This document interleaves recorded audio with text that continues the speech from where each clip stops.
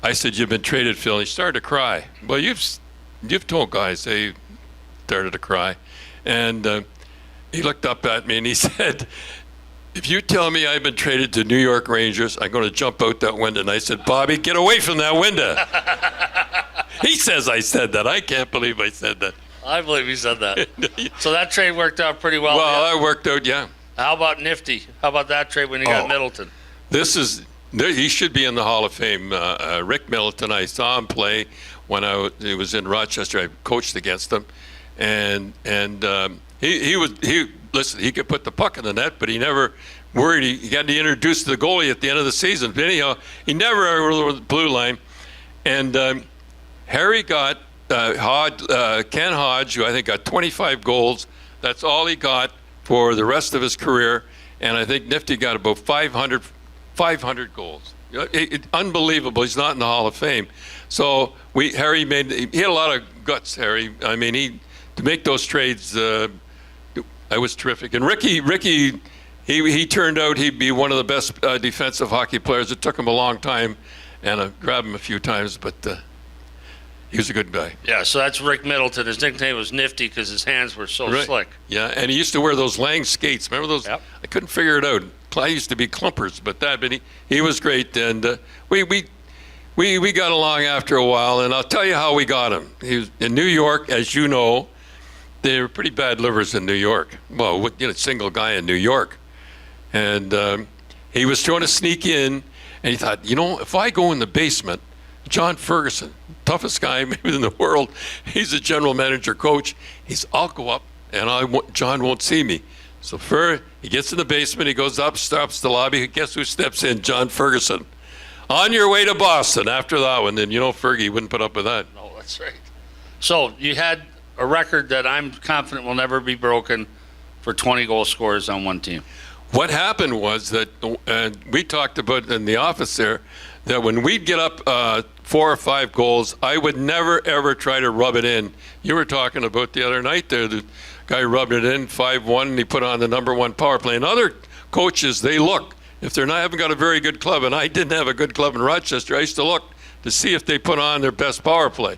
And we never did.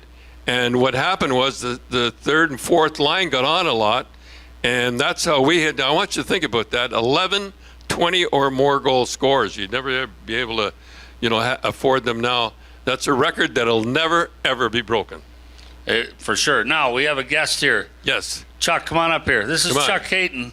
Chuck Caton was the radio voice of the Hartford Whalers and Carolina Hurricanes for 39 years, and the new owner there just punted him. So he's up here for the Broadcaster of the Year award that he's won and was presented last night. He's got a great story. Thank you, Burke and Mr. Cherry. I want to tell you about the kinder, gentler Grapes Cherry. He was the coach of the Colorado Rockies after his days in Boston. My first year was the 79-80 season when the Whalers with 3 other WHA teams joined the NHL. So my first trip was in November of 79 to McNichols Sports Arena in Denver, and I had to do a pregame show with both our coach at the time, Don Blackburn, and of course I'm looking for the great Don Cherry from the Colorado Rockies, the Barry Beck era. And so now I walk into the locker room after the morning skate, and I only see one player in the locker room, and it's a defenseman named Mike McEwen. And I said, well, where's Mr. Cherry's office? He says, oh, straight ahead. Go right in. You can go see him. Well, I look in. Grapes isn't in there. He's in the back, probably, I don't know. He'll have to explain what he was doing there, but he comes out. But as soon as I walk in his door, here comes Blue, his famous pet. Grabs onto my shoe, tears the toe off of it. That's how I was introduced to the Colorado Rockies and Mr. Cherry, and he was so kind. He says, I'll give you $50 for the shoes. I said, they're actually down to 100, but hey, half is better than nothing. And that's how I met, and he was the most gracious interview. We probably talked for about 20 minutes, and they wrote it in the papers, and I don't know who won the game that night, but probably you guys. I would have to say that, and that's my Don Cherry story. I met Blue before I met him, and it was a very eventful occasion back in November of 79. I love that dog. I remember, we kid about it now, we laugh about it now, but at the time, he almost had a heart attack. We had to take him down and lay him in the back and put cold compresses on his head. She was a great dog. I loved her. Where'd you get that dog? The dog is as famous almost as you are. We went down to Long Island. Nobody knew them back then. I remember after we got her, the guy was working on. He says, "Is that a goat?" Anyhow, I was the guy. So anyhow, the only place you get them was in Long Island, and we went down. But the family all went down, and they didn't have it for sale. And I was sitting in the back, and I remember they were playing with this little dog, and I said, "Well, what about that little pup?" And they said, "No, we can't let you have that dog." And I said, "Why?" He says, "My husband went over and picked it out of the litter at night, and it had 2 blue eyes. And if that's the worst thing you can have on bull terriers is blue eyes." And she had both of them. And she said, "I think we're going to have to put her down." Because I says, "I'll take her." I had to sign a thing that I wouldn't breed her, and I'd have her fix it and everything. And boy, oh boy, was she was tough. I mean tough. The Boston Bruins, that's funny, I always try to be like the Boston Bruins. We never really started a fight, but we always finished them. And she would never pay attention to any dog, and she like a bulldog, she'd just walk along, never, but if you were looking for trouble, it was fun to watch. So, your little brother was a pretty good hockey player. Yeah, Dick. In fact, I don't talk to him much anymore, but he lives on the lake down there. But he played for Philadelphia. He was my brother Richard, we call him, but he was the black belt in judo, first Dan. And there's only 4 Dans, and he was the first, and he gave it up. But it was unfair if you started a fight with him. And he was about 6'2", and you didn't fool with that guy. And you know that. A little known fact for the young people in the building, the birth order is very important in a lot of professional sports families. The younger brother is often better because he gets to play with the older kids on the pond, and he watches his brother learn how to fight and all that. Chris Pronger was the younger brother. I drafted both of them, but I also had the Niedermeyer brothers, and I said to Robbie, who was the younger one, I said, usually the younger brother's a better brother. What the hell happened in your house? Well, same thing. But you were right on mine. He went to National Hockey League, and I spent my whole year in the American Hockey League. You played 1 game in the National Hockey League. Yes, and back in those days, and when you went against the NHL, and they told me not to play baseball, and I went against them, and I played baseball and got hurt, and that was me. 22 years I rode the buses in the American Hockey League, and it was a lot of fun. And I look back in those days, it was a lot of fun. But after I got on construction, and I got laid off in construction, and boy, it was tough. I feel sorry for her, and I say my prayers every night for the guys that are unemployed. Okay, you're maybe the biggest booster of the Canadian military on the planet. Where'd that start? What's the origin of that? Is it family, I guess? It is. It goes back into my mother's side. My Richard Palamountain, who had a family at Royal Military College, and he didn't go. He was working there, and he volunteered to go overseas, and he was at Vimy. And on my mother's side too, my Sergeant Thomas William Mackenzie, a military medal and bar, was killed 4 days before. I know if you watch Coach's Corner, I put that on 4 days before November 7th. So I feel for the military, and I just can't watch on TV. I watch the old time movies, the First World War, and that there. It just upsets me when I see it.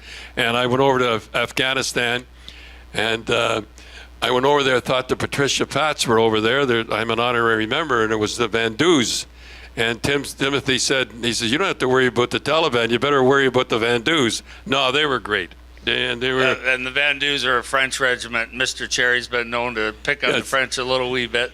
Yeah, but they were great. We had Christmas dinner. It was Christmas dinner, and they were just great. And boy, our soldiers, we did the Americans. Not that I'm knocking the Americans, but they'd been over there for about 8 or 9 months, and we were there for about 2 months, and we were ready. And it was sad. Some of our guys talked, and he says, "Yeah, you guys are just over here. We've been here for 8 months." And I remember when I went over with the French singer, and he was great. They loved him. They just thought he was great. And Jimmy Mack, he was a comedian. They thought he was great, and I was just so. I didn't know what to talk about. I was so. And I went around to about 5 different. We went around to 5 different in the helicopters and the whole deal. And then we went out to they call it Graceland, and Graceland is the soldiers out there. They bring back no prisoners. They were like the SWAT, and they were all from Ontario around there. And when I walked in, I was starting to get an inferiority complex. Everybody cheering everybody, and I walked in there, and I remember all the snipers and everybody was there, and they sent me a lovely picture of them, and it was something. So I love the military. I think they're the best, them and the police in the world. And that unit, Graceland, they call it Graceland. Wherever they set up shop, they put up a picture of Elvis. That's why they call it Graceland. Oh, I didn't know that. Yeah, at that forward base, and they have the Urban Combat Center there. I was there about a year after you were. I was. I remember it was late at night, and it was like out in the movie. And we got there late at night, and they played the championship game down in court there, and so I said there was 3 or 4 of us. We were watching. There was lovely moon and the whole deal, and I said, "Well, where's the Taliban?" He says, "Well, they're right over that hill." I said, "The Taliban is right over that hill." I said, "You're kidding?" He says, "Don't worry, they won't bother us." And that they didn't. They went out when you couldn't control a situation. They'd call them, and they never come back. And the story is they never come back with prisoners. Figure that one out. Yep, that's and these guys, the Canadian Rangers, all grew beards, the commandos, and they'd go into the villages at night. They'd pick up a few phrases. Is that right? Yeah, they'd all go in and buy fresh fruit and vegetables for the base, for the fob. I remember over there, and I guess you saw it too. We went through a few of the cities, and the people that we were supposed to be protecting, they didn't want us there. No, they didn't. They did not want us there. They said hello, but that was it, and they did not. And we had a politicians there, and I got talking to the soldiers. He said, "See that politician there? Yeah." He says they thought it'd be great to send these people instruments over like a saw. He says, "You know what they do with the saw? They cut the saw in half, put it in, and put the bomb in, and put the half the saw on it, and we step on it and get blown up." Well, it's as you know, having been there, it's quite a thing. It's a sobering experience when you go to a forward base. Yeah, and I think they only allowed 1 beer, so it was tough. It's 2 per month. You get 2. Well, I think you're long enough. I know you guys. We were in the office here. We were on Bietska. We could talk about him, and as we leave, you got to tell one story. I'll tell one. You tell a story about Bietska. I think it's great, and I'll tell a story about CHEEVERS. Okay, you go ahead. Okay, I was going to ask you about CHEEVERS, but that's a great way to close. So Kevin Bieksa, he hasn't retired officially, but he doesn't have a job this year. He played for me in Vancouver. I drafted him. He played at Bowling Green University, and I wasn't sure if I wanted to sign him or not. So after they were eliminated in the playoffs, I had him come into Manitoba, the Manitoba Moose, on a tryout agreement. So the first night he doesn't play. We played at home. Dallas Seekins was our captain, who's just recently now coaching in the American League. And so I get a call from Steve Tamlini the next morning, and I checked the game sheet before I went to bed. They faxed it to the house. So no match penalties, no problems, eh? And I got up in the morning, Steve Tamlini calls me from Manitoba. He said, "We had a problem last night." I said, "I saw the game sheet. There's nothing there." He said, No, it happened after the game. I said, "Did one of our players fight a fan?" He said, "Nope, better than that." I said, "Did he fight one of the opponents under the stands? Sometimes the players get ejected, run under the stands and fight." He said, "Nope, better than that." So I said, "What happened?" He said, "Teammates fought each other last night. 2 guys on the Moose fought each other last night at the bar." I'm like, Jesus Christ, what happened? So Bieksa had a drink, and he took the little stir stick out of it and threw it over his shoulder. It lands on a table where Fedor Fedorov, the younger brother of Sergei — that theory's wrong on the younger brother — and Kirill Koltsov. So the only 2, we called them communists back then, the only 2 communists we had. I can't do that now. No, I said we did it back then. I didn't do it now. I got to keep. Now. I got to keep my job too. So anyway, Fedorov stands up. He's a big guy. He's much bigger than Sergei. He's 6'4", 230. He says to Bieksa, "Let's go outside." So Bieksa turns to Dallas Eakins and says, what should I do? He said, go outside and kick the shit out of him. So they go out in the parking lot. Kevin hits him once, cuts him wide open, knocks him cold, comes back in. Dallas Eakins didn't even go out to watch the fight. He just stayed with his red wine. So the kid comes back and he says, Christ, they're going to send me home tomorrow. He said, you don't know our boss. They're going to sign you tomorrow. So we signed him. And he's my favorite player, Bieksa. So I'll tell you one story. By the way, Jilly Gilbert, who was my backup, set a record and nobody knows about till Tim got it. He won 17 straight games. And never at 17, it's still a record. That was 30, 40 years ago. So anyhow, CHEEVERS, as Brian knows, he knows CHEEVERS. Nothing seemed to bother him. He was a happy-go-lucky guy, old big guy, that song he used to sing. And I remember Canadians walk in and beat us right in the garden, 7-2. I mean, it was, and Harry Sinnen never got, he didn't mind if he get beat on the road. He'd never liked to get beat at home. He'd come in, and Jerry's sitting there. I remember he used to smoke, and he's smoking, a little fat guy. And he said, what's going on here? We get beat 7-2 by Canadians. Very simple, Harry. Roses are red, violets are blue. They got 7, we got 2. The joke was on me because I was laughing over in the corner. I get fired, he gets made coach. Anyhow, we've enjoyed it here. Trevor's got it good. Brian and I have a good, this is good time. This isn't work at all. I know you got to get back to work now, right, Trevor? Oh, okay. So thank you very much for having us here. Sure enjoyed it. Thank you very much.